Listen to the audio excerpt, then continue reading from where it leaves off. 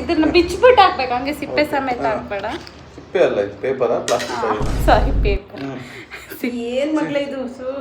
ಇದನ್ನ ಇಷ್ಟು ಕಷ್ಟಪಟ್ಟು ತಿನ್ಬೇಕಾ? ಸಖತ್ ಟ್ರೆಂಡಿಂಗ್ ಡ್ಯಾಡಿ ಇನ್ಸ್ಟಾಗ್ರಾಮ್ ಅಲ್ಲಿ. ಹೌದಾ? ಸಖತ್ತಾಗಿರ್ಬೋದು ಇದು.